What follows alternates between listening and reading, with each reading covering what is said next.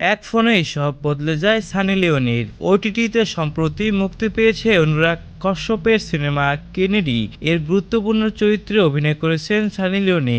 সিনেমাটির মুক্তির উপলক্ষে দেওয়া এক সাক্ষাৎকারে নিজের কেরিয়ার, এই সিনেমায় সুযোগ পাওয়া সহ নানা প্রসঙ্গে কথা বলেছেন সানি লিওনি। जब मैं छोटी थी मैं I will go door to door selling something सब लोग मुझे नफरत करते थे अभी वापस आ गई और आई विल কেনেডি ছবিতে চার্লি চরিত্র যেন এক অন্য সানি লিওনিকে সামনে এনেছে। তিনি বছরের পর বছর ওটিটিতে মুক্তি পাওয়ার ছবিটি ইতিমধ্যে শেষ দেশ বিদেশের চলচ্চিত্র মহলে আলোচিত।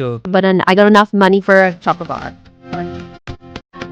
but I'm very young সম্প্রতি এক সাক্ষাৎকারে সানি লিওনি জানিয়েছেন তিনি অনুরাগ কশ্যপকেই খুবই বড় মানের নির্মাতা মনে করেন। তার ভাষায় অনেকের অভিজ্ঞতা ভিন্ন হতে পারে, কিন্তু তিনি সেটে পাগলাটে কোনো কঠোর পরিচালক নন। তার প্রত্যাশা থাকে আপনিও প্রস্তুত হয়ে আসবেন, জানবেন কি করতে হবে, তবে তিনি সময় দেন যা সবাই দেন না।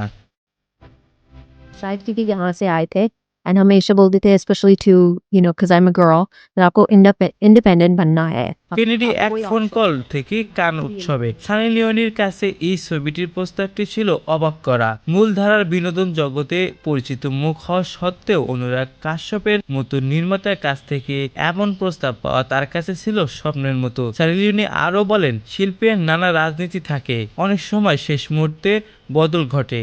তাই প্রথম দৃশ্যের শুটিং শেষ না হওয়া পর্যন্ত আমার মনে হচ্ছিল যে কোনো কিছুই হতে পারে, কিন্তু যখন প্রথম শটটা শেষ হলো তখন মনে হলো হ্যাঁ, চার্লি সত্যি এখানে আছে।